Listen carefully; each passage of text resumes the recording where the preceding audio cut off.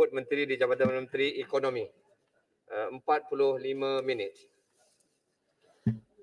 Bismillahirrahmanirrahim. Assalamualaikum warahmatullahi wabarakatuh. Salam sejahtera. Datuk Yang Dipertua, Rancangan Malaysia ke-12 yang dibentangkan oleh Yang Amat Perdana Menteri umumnya telah diterima baik oleh seluruh rakyat Malaysia dan ahli-ahli Parlimen. Dalam pada itu, kerajaan menyambut baik beberapa kritikan dan pandangan berkaitan RMK-12. Sebagai mukadimah, saya ingin mengucapkan terima kasih kepada kesemua 106 orang ahli berhormat yang telah menyertai perbahasan usul Rancangan Malaysia ke-12 ini. Terima kasih juga kepada 30 yang berhormat menteri dan menteri yang telah selesai menggulung untuk kementerian dan jabatan masing-masing. Banyak isu telah dijawab oleh menteri dan menteri. Sebagai tambahan, saya akan beri jawapan kepada beberapa isu dasar kerana hal-hal khusus telah pun dijawab oleh menteri-menteri timbalan menteri berkenaan.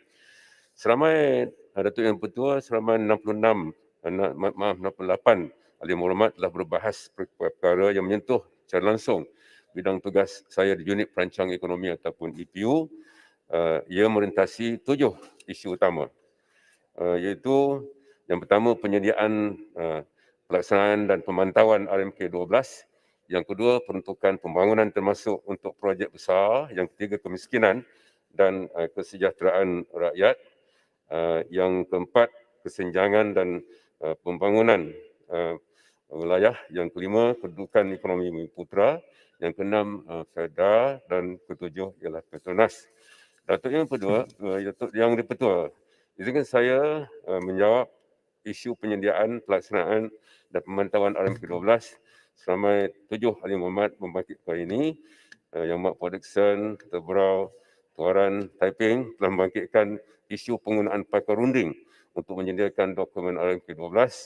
Untuk melalui hormat, proses menyiapkan dokumen merupakan pengalaman yang paling mencabar kerana perlu disemak beberapa kali berikutan pandemik COVID-19. Seperti yang telah saya jelaskan melalui kenyataan media bagi menjawab Production pada 8 September lalu, saya ingin menegaskan bahawa RMK-12 tidak disediakan oleh perunding asing tetapi oleh pegawai di EPU dengan kerjasama kementerian dan agensi serta sokongan beberapa pihak berkepentingan yang lain. Selain itu, EPU juga telah mendapat khidmat nasihat daripada Intan, perunding tempatan serta bekas pegawai kanan EPU untuk menyemak konsistensi serta menambah baik gaya bahasa dan kaedah penyampaian dokumen agar lebih mudah dipahami. Bagi pihak EPU, saya ucapkan terima kasih kepada kesemua mereka. Penyediaan RMK-12 ini hanya melibatkan kos yang amat kecil, termasuk perbelanjaan untuk dibuat urus, percetakan dan perunding media, itu sebanyak 4.2 juta ringgit, bukan 2 bilion. Oleh itu, dakwaan Yang Amat Production bahawa 2 bilion telah dibelanjakan untuk menyiapkan RMK-12 adalah tidak berasas. Datuk Yang Dipertua, Yang Amat Pekan, Yang Amat Damansara, Yang Amat Keluang telah membangkitkan mengenai keperluan menyediakan kaedah mengukur pencapaian RMK-12 berdasarkan izin KPI ataupun Key Performance Indicators dan mekanisme penyampaian berkesan bagi mencapai matlamat ditetapkan. Yang Amat Perdana Menteri telah menyatakan bahawa beliau sendiri akan memantau pencapaian pelaksanaan dasar dan strategi RMK-12 seperti yang diumumkan oleh PM Perdana Menteri. Satu jawatankuasa pemantauan akan diwujudkan dipengisikan oleh beliau sendiri. Datuk Yang Dipertua, untuk makluman Yang Amat juga, kerajaan sentiasa memantau pelaksanaan projek bagi memastikan ianya sentiasa mengikut jadual. Terdapat beberapa jawatankuasa yang membincangkan langkah-langkah penambahbaikan terhadap pelaksanaan projek sakit lewat jadual di setiap peringkat kementerian negeri seperti Majlis Tindakan Pembangunan Kementerian dan Mesyuarat Tindakan Pembangunan Negeri. Yang Amat Damansara dan Yang Amat Keluang bertanya apakah pelan tindakan khusus kerajaan untuk mencapai sasaran yang dinyatakan. Untuk makluman Yang Amat, bagi mencapai outcome yang telah ditetapkan dalam RMK-12, kerajaan telah menggariskan strategi utama yang disokong inisiatif dan tindakan yang perlu dilaksanakan oleh kementerian dan agensi berkenaan. EPU sedang mengutamatkan pelaksanaan dasar PPD ini dan setiap strategi akan dipetakan atau akan di-map dengan inisiatif yang berkaitan dan KPI juga akan ditetapkan. PPD ini dijangka disiapkan pada November ini. PPD yang mula diperkenalkan semasa kajian separuh penggal RMK ke-11 akan diteruskan pemakaiannya dalam RMK-12 dengan beberapa penambahbaikan. Celahan Menteri. Celahan. Terima kasih Mohd Menteri. Yang Mohd Menteri tadi menyebut bahawa aspek pemantauan bagi memastikan semua yang dirancang mencapai sasaran. Saya nak menyentuh perkara ini secara ringkas. Yang Mohd Menteri, saya telah membaca ringkasan rancangan Malaysia ke-11. Ada 44 muka surat. Saya tertarik dengan subtopik indikator sasaran terpilih. RMK 11 memberikan sasaran pertumbuhan KDNK 5 hingga 6%. Pencapaian sebenar 2.7%. Pendapatan isi rumah RMK 11 mensasarkan 10,540. Pencapaian sebenar 7,160. Indeks kesejahteraan rakyat RMK 11 mensasarkan 1.7%. Pencapaian sebenar 0.5%. Isunya yang Mohd Menteri ialah ketika RMK 12 mengangkat pula sasaran, misalnya KDNK dianggarkan 4.5 hingga 5.5. Pendapatan isi rumah RM10,065. Indeks kesejahteraan rakyat 1.2%. Saya ringkaskan. Ketika RMK 11, saya cuma memilih beberapa indikator sasaran terpilih, tersasar dan tidak pernah ada penjelasan bagaimana yang Mohd Menteri boleh meyakinkan kita di dalam Dewan dan rakyat di luar sana bahawa sasaran RMK 12 ini benar-benar boleh dicapai. Terima kasih. Terima kasih. Kuliah Mana Baru.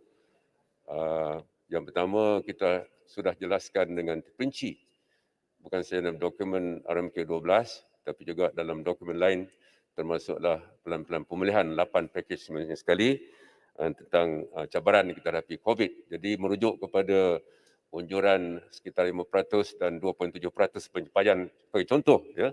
Dan ini kita sudah maklum bahawa pencapaian kita terkesan oleh kerana pengucupan ekonomi sebanyak 5.6% tahun lalu. Begitu juga lah pendapatan isi rumah. Jadi keadaan luar biasa COVID-19 telah menyebabkan banyak sasaran tidak tercapai. Sesuatu perancangan itu ialah perancangan dan banyak perkara yang di luar kawalan kita yang telah menjejaskan pencapaian sasaran. Ini kita sudah maklum. Terima kasih Kuliah Mana Baru. Soalnya Menteri Berencana. Bukit Gantang, Betul. Bukit Gantang bertanyakan mengenai sesi libat urus bersama Ahli Parlimen yang terhad untuk input penyediaan RMK 12. Memang kita ada libat urus mungkin tidak mencukupi dengan Ahli Parlimen. InsyaAllah masa akan datang kita akan membuat penambahbaikan. Datuk Yang Bertua, saya pergi kepada perkara kedua, peruntukan pembangunan. Sila. Menteri, jelas sempurna.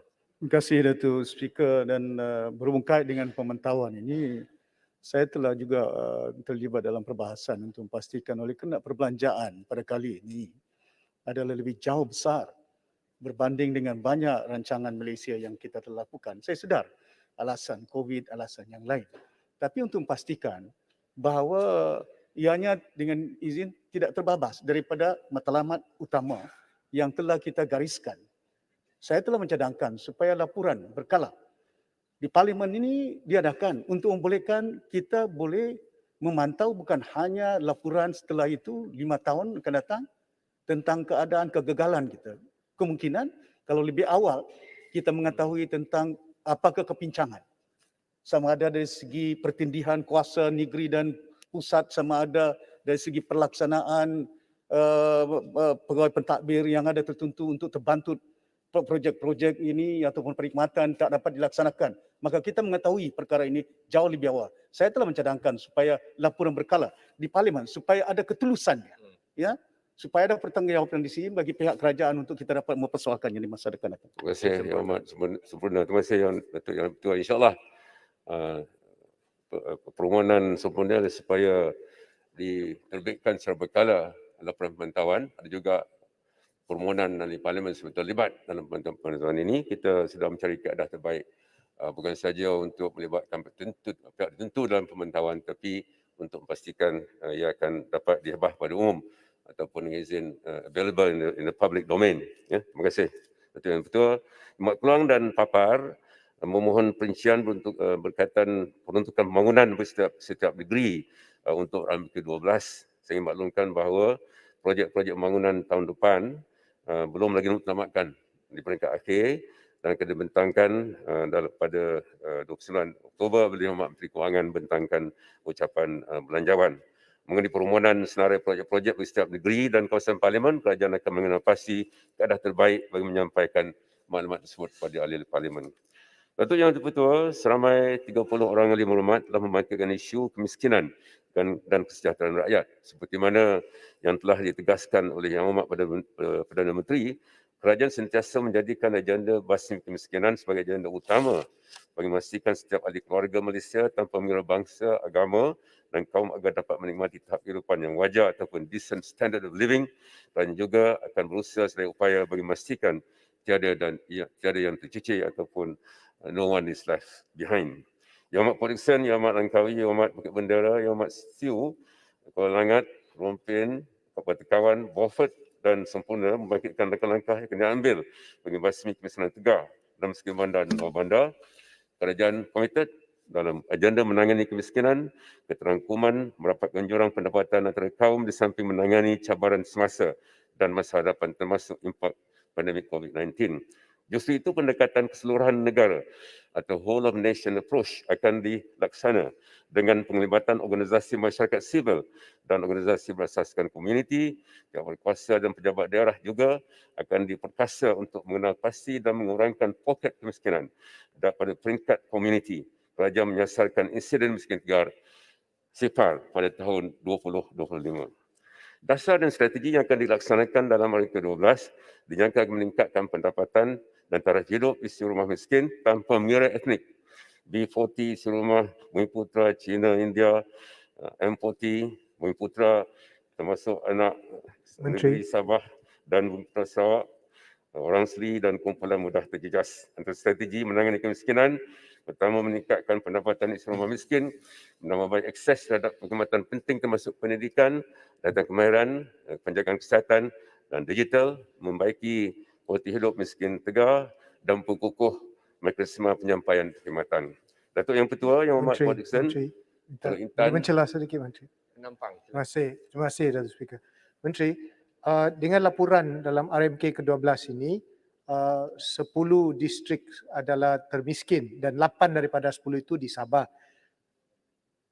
Adakah Menteri confident bahawa dalam rancangan ke-12 ini dalam 5 tahun, 8 distrik itu akan ditolong dan diselesaikan di mana dia di kemiskinan akan dibasmikan dan dihapuskan di kawasan itu. Terima kasih. Terima kasih penampang. Ya. Benar, 8 daripada Boleh saya sambung dulu Datuk benar, Musti? 8 daripada 10 Beaufort. daerah ialah di Sabah. Kerajaan komited untuk mengurangkan kadar kemiskinan dan kerajaan komited untuk menghapuskan miskin tegar. Itu komitmen kerajaan. Kemiskinan tetap ada, ya, tetapi akan dikurangkan ke tahap yang minimum. Kita cukup tahu keadaan di Sabah dan Kelantan dan Sarawak ini negeri yang ada kemiskinan yang tertinggi, dan insya-Allah kita akan menumpukan segala usaha yang mungkin untuk pastikan masalah ini dapat ditangani. Datuk Menteri, Beaufort ya, yang sebab Speaker, tadi Beaufort saya ingin disebut ya. tanya saja, kenapa Beaufort what disebut happened tadi. dengan izin? Penampang tak ada sebut. Datuk Speaker, terima kasih. saya- Menteri, what saya happened bagi throughout penambangan. all the RMK sebelum RMK ke-12, dan why is those 8 district dan juga 2 other district di Semenanjung Malaysia jadi termiskin? Was there a failure of all the rancangan Malaysia sebelum ini? Rancangan adalah satu tindakan ataupun rangka kerja untuk membolehkan kita memandu ke satu visi. Visi kita ialah Shared Prosperity 2030. Visi kita ialah dengan izin Development for All, kita nak kurangkan jurang dan kita nak mewujudkan sebuah negara yang aman dan aman makmur. Itu visi kita. Jadi itu maka perancangan itu berdasarkan itu, dan kadang-kadang perancangan tidak tercapai sepenuhnya, tapi ada juga sasaran yang kita capai, dan mana yang tak capai itu sudah pasti kita akan buat penambahbaikan sewajarnya. Terima kasih. Daripada Beaufort tak? Boleh Sila saya Beaufort. minta ya, memanglah perancangan itu tidak semestinya akan tercapai keseluruhannya. Walaupun demikian saya meminta supaya di dalam rancangan Malaysia ke-11 ini, ke-12 ini supaya ada satu detail description tentang program-program yang akan dilaksanakan khususnya untuk luar bandar supaya akan dapat penduduknya akan keluar daripada kemiskinan ini. Saya ingin dapatkan detail program itu supaya kita tahu apa yang akan dilaksanakan, bagaimana pelaksanaannya dan sejauh mana nanti akan tercapai pencapaiannya. Terima kasih. Yang betul, terima kasih Muhammad. InsyaAllah kita akan fikirkan kaedah terbaik untuk mengadakan debat urus, berkongsi pelan pelaksanaan dasar rancangan Malaysia ke-12, debat urus dengan ahli parlimen untuk bolehkan kita mendapat, yang pertama dapat maklum balas, yang kedua ialah untuk kita memperincikan tindakan-tindakan yang akan diambil oleh kerajaan. Yang Berhormat Menteri. Datuk Speaker, dengan izin. Saya bagi pelan. Terima kasih Datuk Speaker. Dalam perbahasan saya dalam RM ke-12 ni, saya juga turut membangkitkan dalam usaha konteks mengatasi membasmi kemiskinan. Dalam banyak rancangan-rancangan yang kita lakukan, seakan kita mungkin tak begitu mendalam mempelajari kesilapan kita dahulu dalam beberapa rancangan. Contohnya projek-projek yang kita laksanakan wujudkan, perlukah bagi kita untuk memastikan supaya job creation dengan izin? Kita dah kena pasti. Ini sebahagian daripada kerangka untuk membolehkan kita mengatasi kemiskinan. We spread out development, industrial development di negara kita seperti yang kita cadangkan supaya where resources are. Kelapa sawit banyak di Sabah, koko banyak di Sabah, tapi downstream is not there. Kita become trading nation. Whether you want to industrialize the country or become a trading nation, satu bab. Yang keduanya, perbelanjaan 400 bilion begitu besar. Daripada jumlah ini, berapakah projek-projek yang memungkinkan supaya peluang pekerjaan kepada anak-anak Malaysia ini? Kita tak nak melihat supaya peluang pekerjaan ini orang asing yang datang.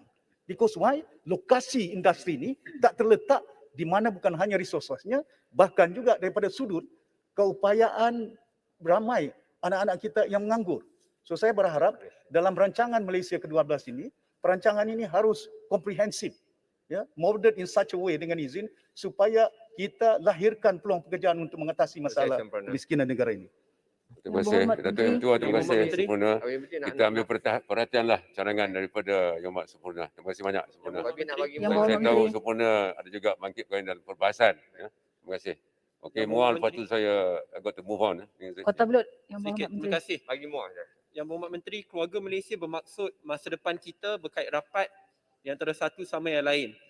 Persoalan saya, mengapa sampai ke hari ini walhal di kawasan-kawasan parlimen yang lain, mereka telah pun diberikan peruntukan khas untuk membantu keluarga-keluarga susah, projek pembangunan kecil, geran-geran, tetapi di kawasan seperti Muar, Simpang Renggam, masih belum lagi mendapat peruntukan untuk membantu keluarga-keluarga susah di kawasannya.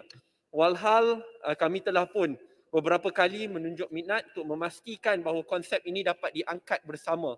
Saya katakan ini kerana dah nak semua kawasan pembangkang yang lain sudah pun mendapat peruntukan yang seadilnya, tetapi bagi kami masih belum lagi. Terima kasih Yang Berhormat Menteri. Yang Berhormat Menteri, last Kota Belud. Terima kasih Kita bagi peluang Datuk Yang Menteri Di-Pertua. teruskan dengan jawapan. Kota Belud. tidak benar kita tak agihkan peruntukan kepada beberapa kawasan parlimen. Mungkin ada bezanya, tapi untuk menyatakan bahawa kita tak bagi langsung itu adalah tidak benar. Kita menafikan sekeras-kerasnya. Kita cuba buat yang terbaik dan di bawah MOU saya dipahamkan bahawa tindakan sedang diambil oleh Kementerian Kewangan, ISU dan lain-lain untuk memastikan bahawa sebahagian daripada peruntukan ini dapat disalurkan dalam masa terdekat. Itu jawapan saya kepada Muar. Akhir sekali, lepas itu saya Kota Belud, lepas saya teruskan. Baik. Silakan Kota Belud. Yang Berhormat Menteri, saya bersuara di sini kerana Kota Belud adalah salah satu daripada 10 daerah termiskin, ya, 8 daripada 10 daerah termiskin 2019 ada di Sabah dan salah satunya adalah Kota Belud. Saya menarik perhatian saya adalah di mana soalan saya dalam bahas saya, apa signifikannya, ya, RMK 12 ini berbanding dengan RMK yang sebelum-sebelumnya. Kerana saya selaku pemimpin yang masih muda, selaku orang muda Sabah, kita tahu kita lahir di Sabah, negeri yang kaya tetapi masih miskin dari segi pembangunan.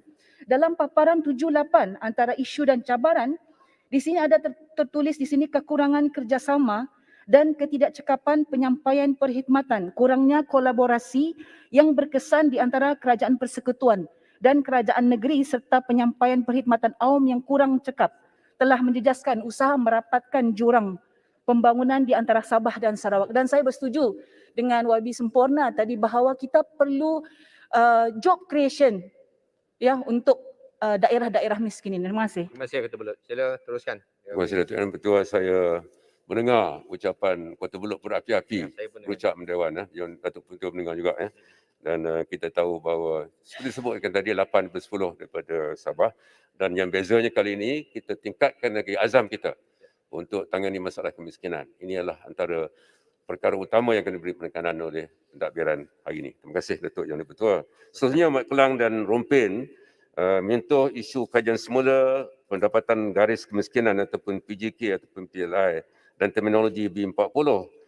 Seperti sedia maklum, pendapatan garis kemiskinan telah dikaji semula tahun 2019, 2 tahun lalu, dan kita telah pun mengarahkan Jabatan Perangkaan untuk segera menyiapkan survey pendapatan dan perbelanjaan isi rumah yang akan dilaksanakan tahun depan. InsyaAllah PJK akan disemak semula. Dan untuk makluman Rompin, kita juga akan mengkaji semula klasifikasi kumpulan pendapatan sedia ada iaitu B40, BM40 dan T20 pada tahun hadapan. Yang makluman yang amat mentampau dapat Pilihan Jaya dan Kuala Pasu, kaedah mengukur kemiskinan akan terus ditambah baik dalam memastikan keberkesanan inisiatif pembasmian kemiskinan. Kita sudah pun mempunyai indeks kemiskinan pelbagai dimensi ataupun MPI yang mempunyai 4 dimensi dan 11 indikator. InsyaAllah kita akan tambah baik untuk memasukkan mengambil kira ketersediaan jalur lebar, akses berperanti digital sebagai contoh. Datuk Yang Dipertua, Yang Amat Farid dan Setiu menyentuh penjelasan pekanan data kemiskinan untuk membolehkan bantuan yang lebih berkesan disampaikan kepada kumpulan sasar. Pekanan data berkaitan pembahasan kemiskinan dan bantuan sosial akan disepadu melalui inisiatif bernama Pengkalan Data Perlindungan Sosial PDPS untuk menghapuskan pertindahan serta ralat pemasukan dan juga penyisihan penerima bantuan. Analisis data raya dan dasar yang berpandukan data juga akan diguna untuk menambah baik program kemiskinan.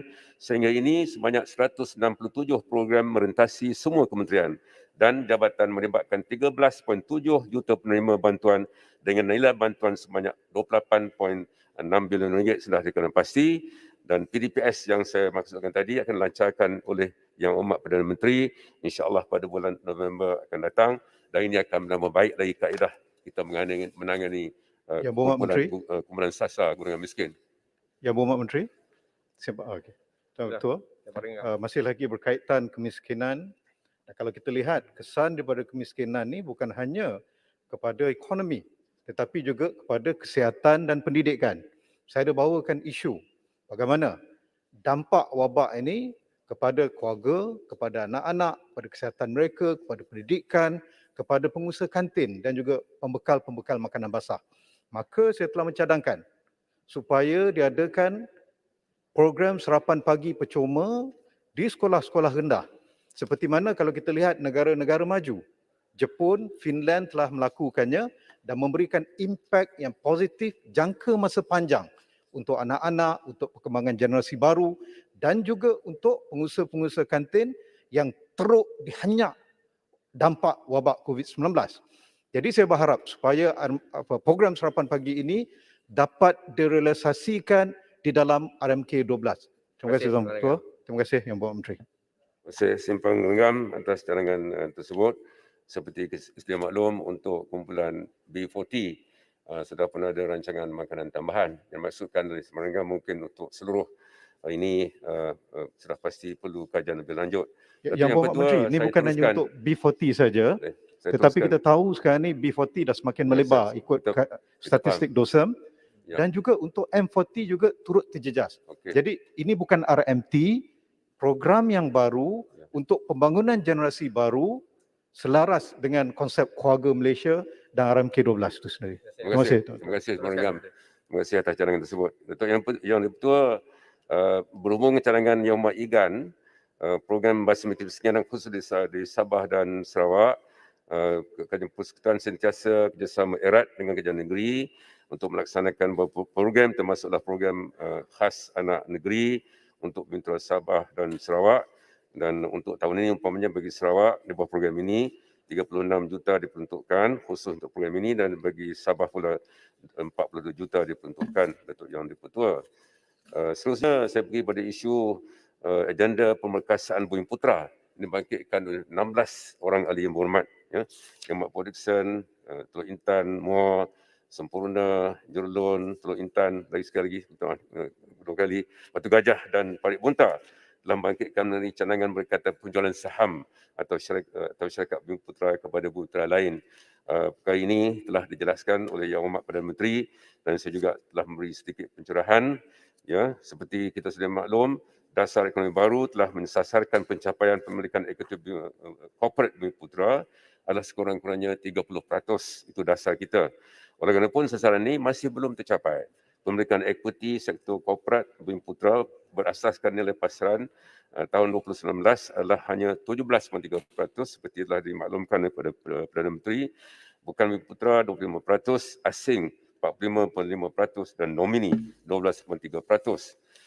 Dalam RMK 12, kerajaan telah mengumumkan kerangka jaringan keselamatan ekuiti untuk meningkatkan pemilikan ekuiti Bumiputera. Ini bagi memastikan supaya penjualan saham atau syarikat milik Bumiputera, agensi mandat Bumiputera ditawarkan dan dijual kepada konsortium syarikat atau individu Bumiputera lain yang berkelayakan. Agensi mandat Bumiputera ini terdiri daripada institusi kepentingan Bumiputera termasuk PNB dan Lembaga Tabung Haji, dan serta amanah, agensi amanah pula termasuk MARA, Ekonas dan PKN. PNB ialah penyumbang peratusan terbesar dalam pemilikan ekuiti korporat Bumiputera. Cadangan yang diumumkan oleh Perdana Menteri tidak melibatkan saham dan ataupun syarikat yang akan dijual oleh individu Bumiputera. Tidak melibatkan saham bukan Bumiputera ataupun saham syarikat asing. Syarikat swasta tidak tertakluk kepada cadangan ini, sebaliknya tertakluk kepada peraturan yang sedia ada di bawah kawasan sektor kementerian masing-masing. Ini bagi memastikan penjualan saham dan syarikat oleh syarikat tempatan pada asing dapat dikawal seterusnya, dapat memastikan pemilikan ekuiti Bumiputera tidak terhakis. Saya ingin menegaskan bahawa cadangan ini tidak akan mengambil hak kepentingan kaum lain seperti yang dibangkitkan oleh Yang Hormat daripada Muar. Ya, saya nak terima kasih Yang Berhormat Menteri. Saya hanya nak dapat tahu granular data dalam itu bentuk ekuiti Bumiputera. Bolehkah berikan pecahan dari segi Bumiputera daripada Sabah ataupun dan juga daripada Sarawak supaya tidak hanya dilonggokkan dalam satu kumpulan bumi saja, tapi dipecahkan kepada Bumiputera, Iban, Kadasan, Dusun, Murut, Dayak dan sebagainya. Supaya kita dapat tahu sejauh manakah pegangan mereka daripada saudara kita daripada Sabah dan Sarawak. Dan juga dalam aspek itu pendapatan. Dan tidak ada juga granular data pendapatan dari segi pendapatan penengah atau median income dan juga purata mid income. Bolehkah kita boleh dapat pecahan serupa? Terima kasih. Ibu Mak, mengenai ekuiti Bumiputera Sabah Sarawak, kita ada angka tersebut, kita akan berikan pada Yang Hormat secara berasingan. Terima kasih. Yang Hormat Menteri. Ya. Sila. Terima kasih. Terima kasih Yang Hormat Menteri dan Timbalan Yang Dipertua. Setiausaha ingin minta penjelasan tentang kategori nomini kerana peningkatan yang ketara dalam laporan RMK ke-12 itu ialah di dalam kategori nomini. Jadi kita nak tahu siapa dan apakah implikasi pegangan besar di kalangan pegangan ekuiti nomini ini. Terima kasih, Setiausaha. Setiausaha, nomini tahun 2019 adalah 12.3%. Pada masa ini nomini tidak disyaratkan untuk mendedahkan pemilik sebenar saham mereka. Sehubungan ini saya ingin maklumkan bahawa pindaan dan penambahbaikan akan dibuat kepada Akta Syarikat 2016 dan Akta Suruhanjaya Pencegahan Rasuah Malaysia 2020 2009 bagi mengenal pasti pemilik sebenar ataupun beneficial owner saham dalam syarikat khususnya di bawah pegangan nomini. Apabila peraturan ini dipindah, maka kita akan dapat maklumat lebih tepat, mungkin akan memberi kesan kepada pegangan keseluruhan equity corporate. Ya.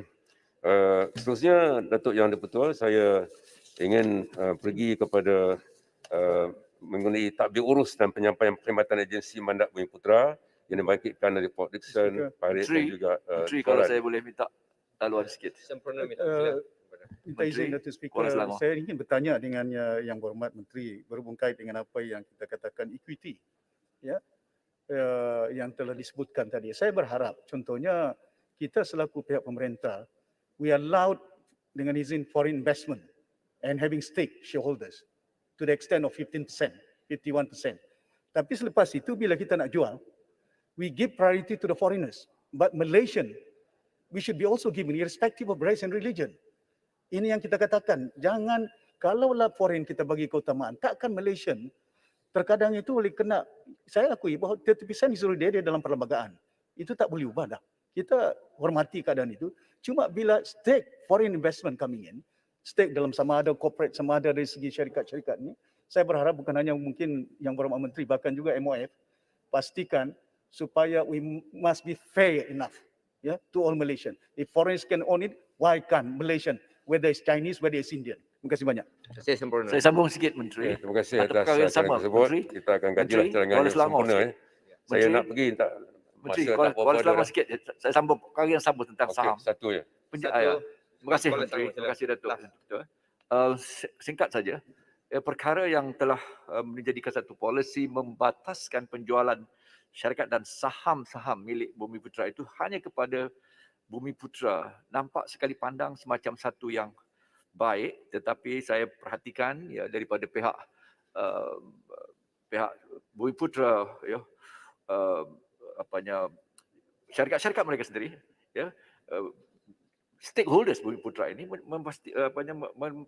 memerhatikan perkara ini semacam, kalau boleh saya sebutkan dengan istilah, dengan izin, the medicine that kills the patient.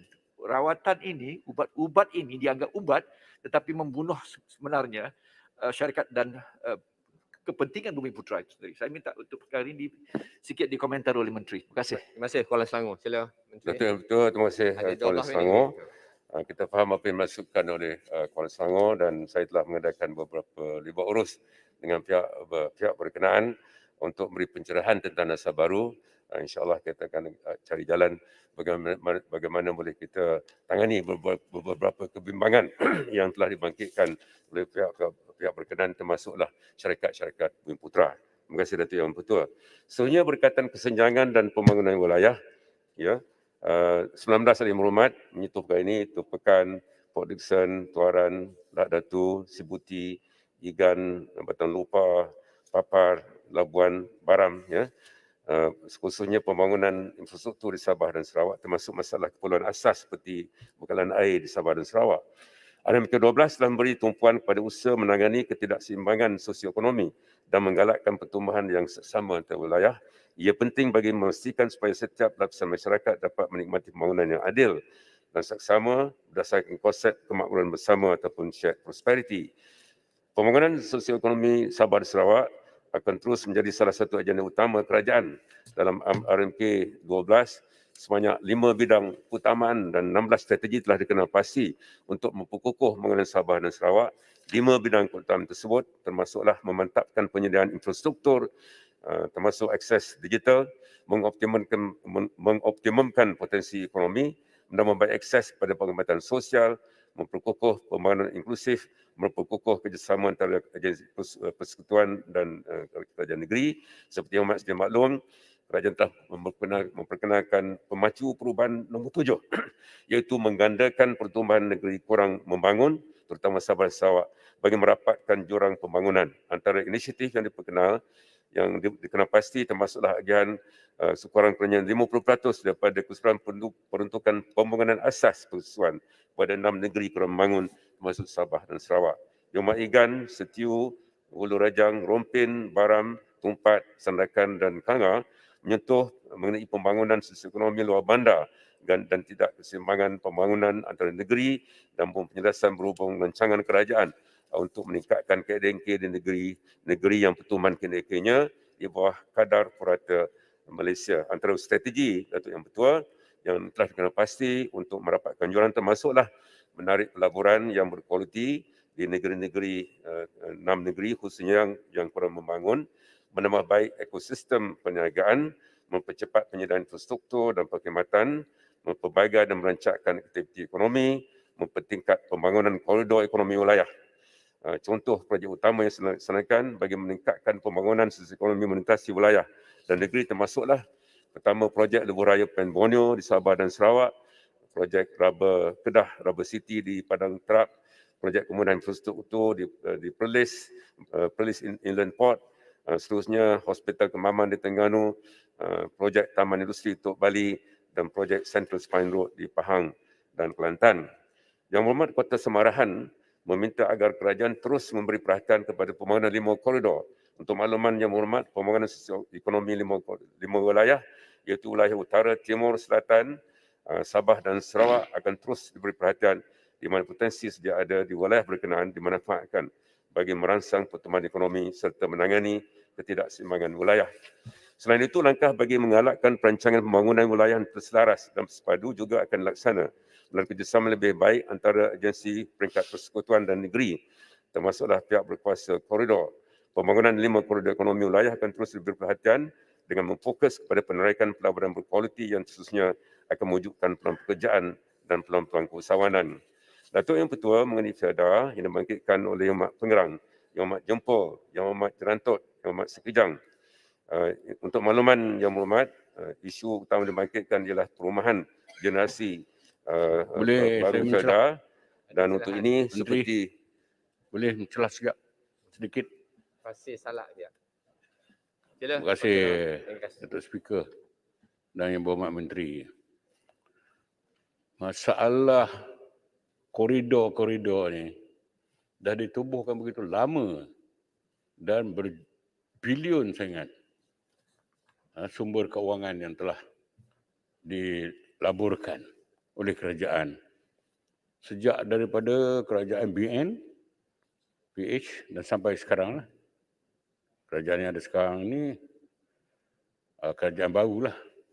Mungkin nanti akan memperlihatkan pencapaian yang sangat kita harapkan. Tapi yang sudah-sudah ni, pengurusi bot dia, lembaga pengarah dia, semuanya tak berkesan. Main lantik-lantik je. Jadi kita tengok komitmen dia pun tak sampai ke mana. Ya? CEO dia pun entah siapa-siapa dilantik. Soalannya ni, pertanyaan. Jadi soalan saya, apakah tindakan menteri kali ini untuk melihatkan CEO, pengurusan, lembaga pengarah itu merupakan kumpulan yang benar-benar akan memperlihatkan pencapaian yang kita harapkan daripada koridor-koridor ini. Kerana koridor ini akan mengimbangkan kedudukan ekonomi antara luar bandar dengan bandar. Berapa lama lagi orang kampung, orang luar bandar nak hidup dalam keadaan seperti dahulu? Perbandaran, urbanization adalah polisi, misi yang telah pun diperkenalkan sejak berapa lama dah. Tapi kita lihat kawasan luar bandar masih lagi tertinggal dari segi urbanization, perbandaran, peluang pekerjaan tak ada, ekonomi daripada industrialization tak ada, commerce tak ada, Teluk Intan macam itu juga, Bandar Tanjung Malim macam itu juga, Ipoh pun begitu juga. Berapa lama kita nak melihat keadaan nasib rakyat di kawasan-kawasan luar bandar ni dapat kita pertingkatkan. So saya dah melihat kali ini menteri yang berkenaan melantik kumpulan profesional dan juga kumpulan politik yang betul-betul berjiwa untuk membangunkan kawasan-kawasan di luar bandar. supaya kita melihat bahawa orang Melayu, orang luar bandar akan menikmati kehidupan yang sewajarnya. Sekian, terima kasih. Datuk Yang Dipertua, terima kasih Pasir Salak. Seperti sudah maklum, kita ada 5 koridor pembangunan wilayah. Yang pertama di Sabah, Sedia namanya. Yang kedua di Sarawak, Rekoda namanya. Yang ketiga di Johor, Iskandar namanya. Yang keempat, Pantai Timur ECR. Yang kelima ialah utara iaitu NCIA. 2 hari lepas Yang Hormat Perdana Menteri mempromosikan mesyuarat koridor Pantai Timur. Sebenarnya Yang Hormat Perdana Menteri adalah promosi kepada 3 koridor iaitu Pantai Timur, Utara dan juga Iskandar. Jadi kita telah menerima laporan daripada CEO dan juga pengurusan bahawa pencapaiannya agak baik termasuklah pelaburan. InsyaAllah kita ambil kira pandangan Faisalak mahu supaya mereka bekerja dengan lebih bersungguh dalam konteks untuk merapatkan jurang antara bandar dan luar bandar dan antara negeri-negeri. Itu memang tujuan ditubuhkan koridor-koridor di seluruh negara. Terima kasih Faisalak. Yang Berhormat Menteri. Seterusnya saya nak pergi kepada Felda ni. 2 hari lepas kita telah diberi taklimat oleh pengurusi Felda Yang Amat Bersut dan juga pengurusan tinggi Felda, 16 ahli parlimen hadir dalam fokus group ini. Telah dimaklumkan, saya nak kongsi dengan ahli Dewan, khusus mengenai projek generasi baharu peneroka di bawah rancangan Malaysia ke-12 ini. Felda telah kenal pasti 5,000 lot di 54 tanah rancangan untuk dijual kepada generasi baru Felda seluruh negara. Felda sudah menyediakan reka bentuk rumah serta kajian kelengkapan infrastruktur bagi setiap blok individu yang akan ditawarkan yang bersesuaian termasuk harga mampu beli. Jadi ini antara tindakan yang sudah diambil untuk menangani masalah generasi kedua di Felda. Yang Amat Kalabakan dan Yang Amat Lahad Datu telah menimbulkan isu pengambilan semula tanah yang telah dipajak kepada FGB Berhad. Usaha Felda mengambil alih FGB telah membolehkan Felda mengawal kembali tanah ladangnya yang sebelum ini di bawah pajakan dengan FGB. Berkaitan dengan pandangan daripada Kalabakan dan Lahad Datu, kita ingin menegaskan bahawa Felda sentiasa mempunyai hubungan baik dengan Kerajaan Negeri Sabah dan sentiasa menjaga hubungan ini dengan bekerjasama menangani sebarang isu melibatkan peneroka Felda di Negeri Sabah. Sebarang keputusan yang diambil dan bakal diambil adalah penting agar kedua pihak mengenai di Felda di Sabah ini agar kedua pihak mendapat manfaat dan tidak membebankan sebelah pihak. Pihak pengurusan akan berhubung dengan pihak Kerajaan Negeri Sabah untuk menyelesaikan isu-isu yang dihadapi berkaitan dengan Felda dan FGB di Negeri Sabah dalam masa terdekat. Yang Menteri, Yang Muar nak mencelah. Sedikit saja. Terima kasih Yang Berhormat Menteri. Tadi Yang Berhormat Menteri tekankan pembangunan NCIA Koridor Utara. Pada tahun 2019 dan awal 2020, kerajaan secara prinsip telah pun meluluskan industri medical hemp dan industrial hemp dan saya difahamkan pembangunannya projek rintis di negeri Kedah bawah NCIA. Adakah kerajaan baru ini akan meneruskan inisiatif pembangunan projek rintis khususnya bagi medical cannabis? Terima kasih Yang Berhormat Menteri. Kurang pasti sama ada kenyataan Yang Makmur itu benar. Maknanya untuk kenyataan Yang Makmur itu diluluskan sebelum ini. Apa pun saya akan semak, tapi dalam pengetahuan saya tak tahu menahu tentang projek yang disebutkan tadi. Ya, apa pun tersemak Yang Makmur. Datuk Speaker, Ketua, Datuk Speaker Kuala Selangor, boleh kita izinkan Menteri untuk diberikan tambahan 5 atau 10 minit lagi, kan banyak perkara yang penting yang belum dapat. Bagi 20 minit pun tak apa, kita sokong. 20 minit pun tak apa, Yang Datuk, Menteri. Datuk Seri Banyak Speaker. Felda tak jawab Yang lagi. Menteri Terima kalau kasih. perlu masa, terima kasih Datuk Yang Ketua. Saya tak banyak sikit lagi. 10 minit lagi. 10 minit. Kalau Kalau speaker, Seterusnya Datuk Speaker. Yang Ketua. Felda belum jawab lagi. Minta Saya- Menteri jawab macam tu, Felda. Yang Saya Menteri. dengan izin Yang Dipertua, saya jawab semua. Lepas tu kita jawab soalan yang mengikut keadaan masa ya. Saya boleh tak teruskan. kita- Tapi saya boleh tak janji saya akan kita- jawab soalan. Ya. Tapi bergantung pada speaker ya. Saya teruskan selesai semua, kita akan jawab soalan-soalan. Yang Berhormat Mengenai Menteri, Petronas dibangkit oleh Subang. Subang mencadangkan supaya Petronas perlu mula menukar model perniagaannya dan beri fokus kepada tenaga boleh baru ataupun renewable energy. Untuk malam Yang Hormat, Petronas pada tahun 2020 telah mengumumkan aspirasi karbon sifar bersih, net carbon emission zero carbon emission menjelang 2050 ataupun net zero carbon emission 2050. Ekspresi ini mengukuhkan lagi komitmen Petronas dalam menyokong sasaran National Determined Contributions Malaysia untuk mengurangkan intensiti pelepasan CSG berdasarkan keluaran dalam nilai kasar sebanyak 45% menjelang tahun 2030 berbanding tahun 2015. Ekspresi Petronas ini juga selaras dengan ucapan Yang Amat Perdana Menteri semasa membentangkan RMK12 di Dewan Yang Mulia ini bahawa Malaysia akan menjadi negara neutral karbon seawalnya pada tahun 2050. Ekspresi karbon sifar Petronas juga merupakan sebahagian perancangan strategik jangka panjang syarikat bagi membuka ruang aktiviti perniagaan baru yang berteraskan karbon rendah dan berteknologi tinggi hijau. Sebahagian itu, peningkatan penekanan terhadap aspek environmental, social dan corporate governance atau ESG oleh para pelabur dan pengguna akan mendorong syarikat-syarikat minyak dan gas dunia untuk beri fokus yang lebih serius pada aspek mitigasi perubahan iklim, pengurangan jejak karbon atau carbon footprint dan peningkatan penggunaan tenaga baharu rendah karbon yang lebih mampan dan bersih. Datuk Yang di-Pertua, seterusnya kita beralih ke isu peruntukan projek pembangunan. Seramai 6 ahli yang berhormat telah menyentuh isu ini termasuk Yang Amat Pagoh, Yang Amat Pekan, Yang Amat Port Dickson telah membangkitkan hala tuju beberapa projek mega termasuklah high speed rail. Seperti mana ahli yang berhormat sedia maklum, projek high speed rail Singapore, Kuala Lumpur, Singapore telah tak dapat diteruskan apabila perjanjian dua hala antara Malaysia dan Singapura luput pada 31 Disember yang lalu.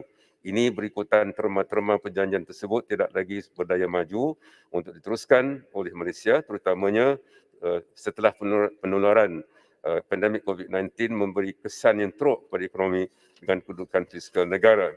Susulan penambatan tersebut, satu kajian terperinci yang meneliti option daya maju projek HSR domestik yang melibatkan jajaran Kuala Lumpur Johor Bahru telah selesai dilaksanakan. Namun hasil kajian belum dibentangkan kepada Musyawarah Jabatan Menteri. Manakala cadangan projek HSR yang menghubungkan Kuala Lumpur dengan Bangkok, Thailand, sedang diteliti menerusi satu kajian pra daya maju ataupun viability study. Ya. Datuk Yang di-Pertua, mengenai projek-projek berskala besar, ingin saya maklumkan di sini bahawa kerajaan tempoh awal RMK12 akan memberikan tumpuan pada kebajikan perlindungan sosial dan projek-projek berpaksikan rakyat berbanding projek mega, projek besar. Susulan kesan pandemik COVID-19, walau bagaimanapun, apabila ekonomi pulih, sudah pasti kerajaan akan mengkaji kemungkinan melaksanakan beberapa projek besar yang boleh membantu meningkatkan infrastruktur seperti jalan raya, pelabuhan, lapangan terbang yang pastinya akan memberikan manfaat dan pulangan kepada rakyat dan negara. Datuk Yang Pertua, saya ucap terima kasih kepada semua yang berhormat yang telah membangkitkan beberapa isu. Yang Berhormat Menteri, Menteri, saya sebelum jawab Menteri sebaik landing mungkin. sikit. Saya Menteri. selesai dan saya akan Yang duduk Berhormat bangun. Menteri, isu saya Ya. tidak dijawab. Sekali lagi Isu saya ucap Felda terima tak kasih terjawab. kepada semua Walaupun yang dengan berhormat yang telah penambahan mengambil masa, bahagian dalam perbahasan usul Yang Berhormat rancangan Menteri, Malaysia isu 12. yang Masa lagi, penting. Menteri. Terima kasih juga kepada kesemua menteri dan Menteri, kepada ada masa menteri lagi 5 minit yang telah ni. selesai menggulung perbahasan kementerian masing-masing. Ai. Terima kasih saya ucapkan Yang kepada Berhormat semua Menteri, saya kementerian dan tunggu agensi nama saya yang dipanggil telah untuk membantu jawapan kami di unit diberi. perancang Saya ekonomi. bahas Felda tak jawab. isu Menteri. itu. Tolong. Sekejap, bagi Menteri habis dulu. Sekejap. Saya akan habiskan semua. Ha. Saya duduk, saya akan jawab soalan. Okey, boleh Datuk Yang Pertua? Sekejap. Okey, sabar. Ya. Terima kasih saya ucapkan kepada semua kementerian dan agensi yang telah membantu kami di unit perancangan ekonomi sama ada secara langsung ataupun tidak langsung dalam penyediaan dokumen rancangan Malaysia ke-12 ini. Terima kasih kepada Ketua Pengarah, Tim Ketua Pengarahan seluruh warga EPU yang telah bekerja keras dalam menyediakan rancangan Malaysia ke-12 ini walaupun terpaksa dipinda dan ditunda beberapa kali disebabkan oleh pandemik COVID-19. Juga terima kasih kepada Tuan Yang Pertua dan Timbalan Yang Pertua serta susun Dewan yang tekun mendengar perbahasan dan mengendali perjalanan Dewan dengan adil dan seksama sepanjang pembentangan usul rancangan Malaysia ke-12. Terima kasih Datuk Yang Pertua.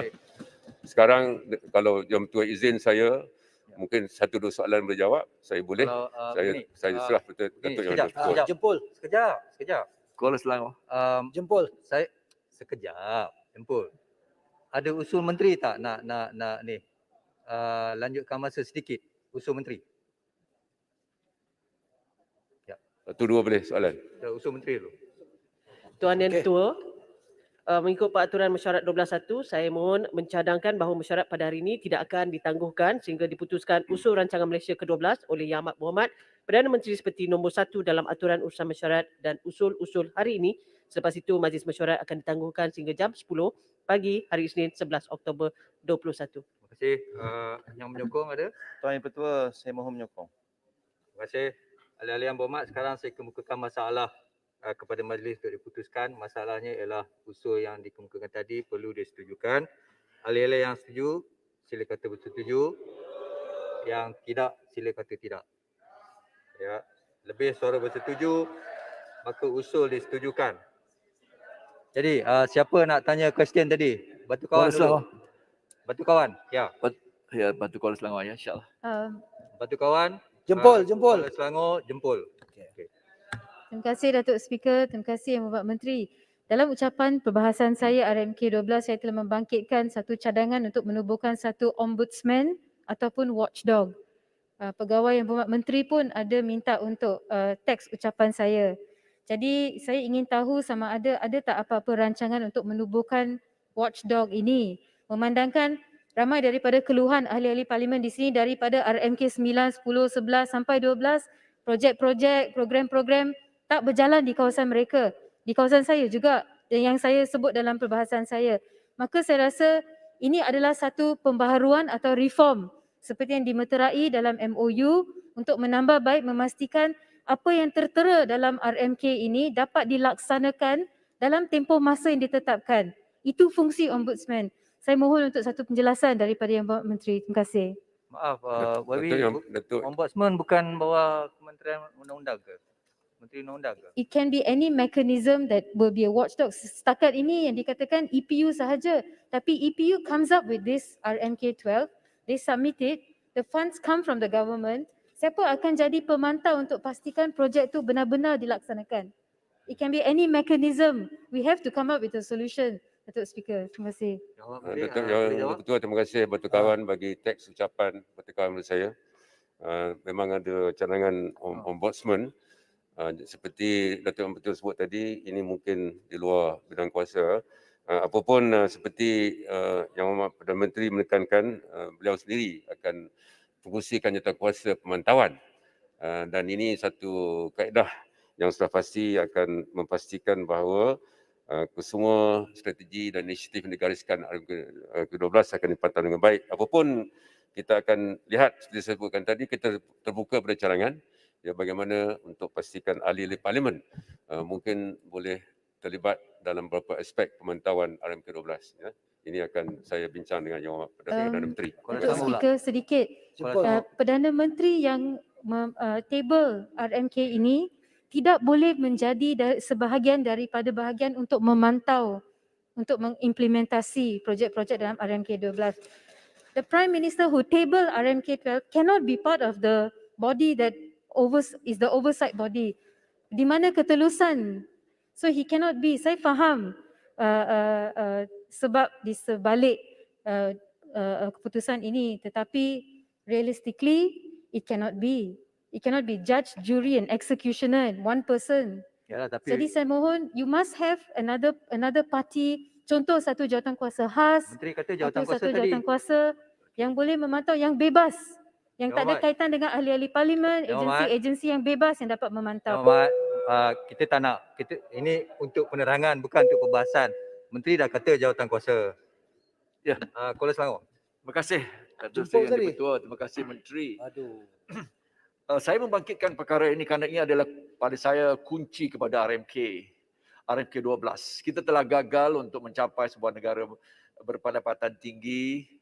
Yang Berhormat Perdana Menteri berada di sini, ya, menggagaskan RM10,000 satu isi household.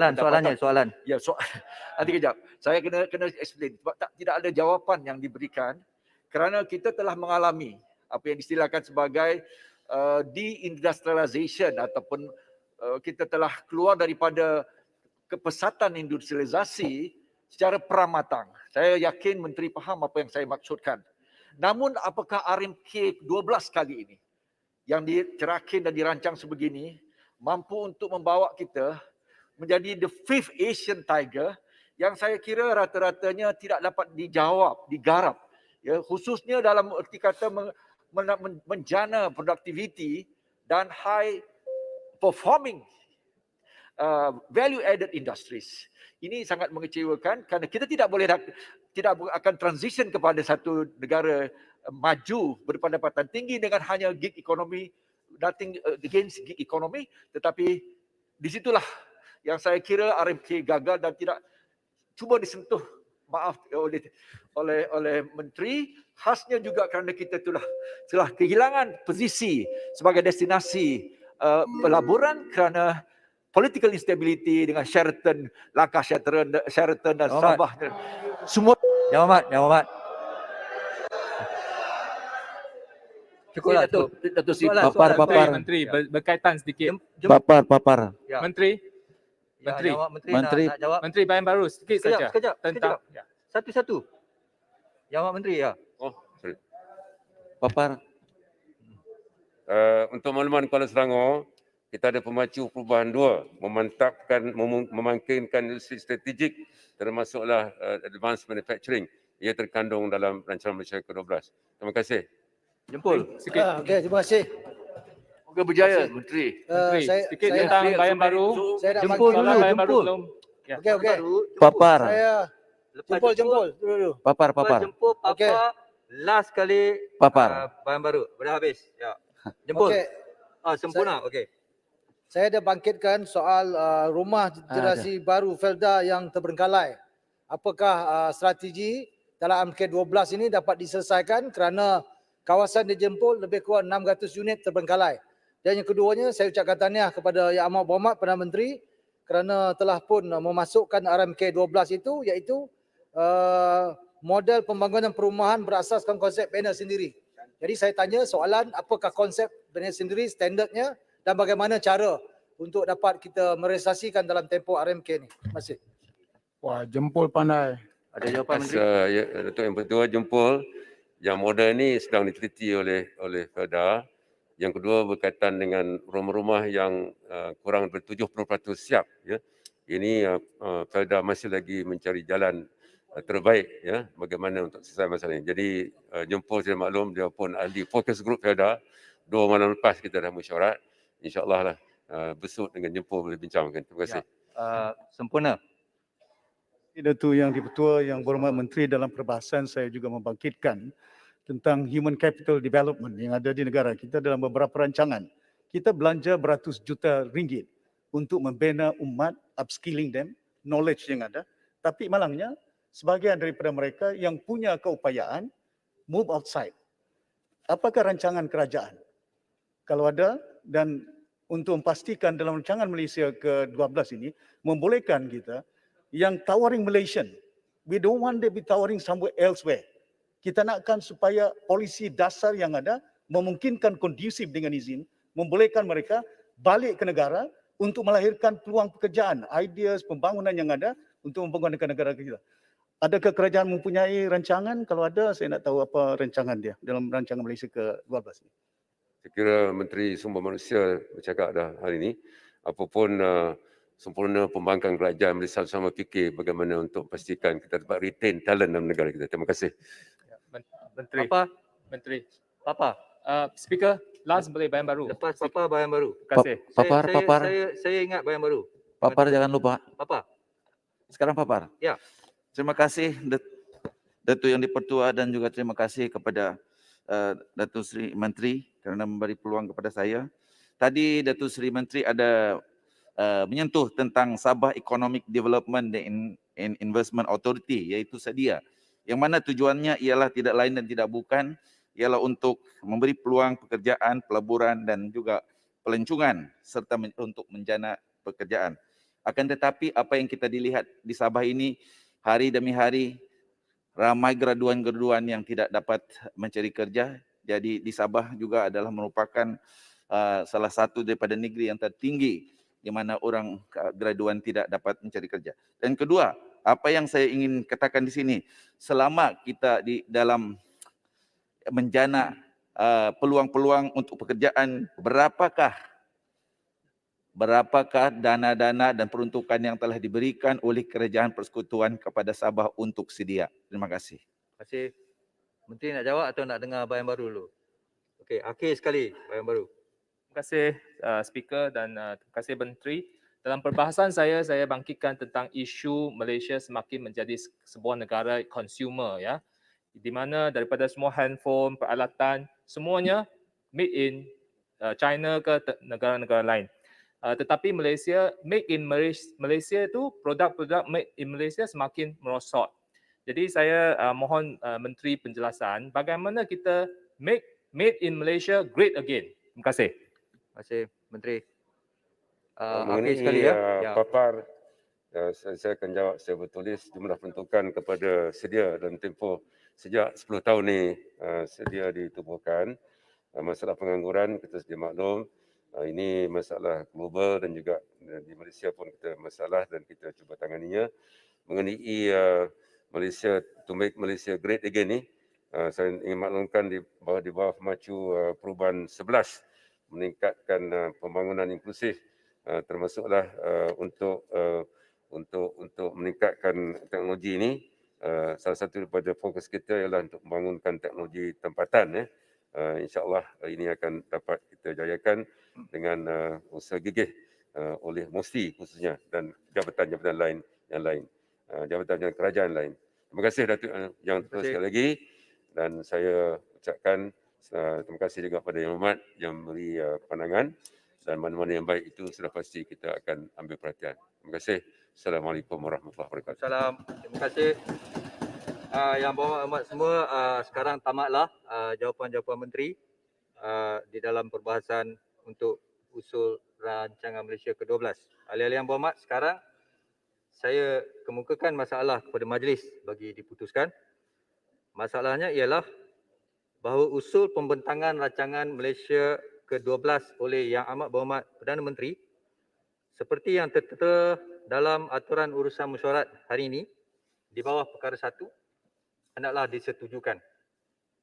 Ahli-ahli yang berhormat yang bersetuju, sila kata bersetuju. Yang tidak bersetuju, kata tidak. Ada. Lebih suara yang bersetuju, maka usul disetujukan. Terima kasih semua. Ahli-ahli yang berhormat, dengan itu mesyuarat Dewan hari ini ditangguhkan sehingga jam 10 pagi hari Isnin 11 Oktober 2021. Assalamualaikum warahmatullahi wabarakatuh. Salam sejahtera.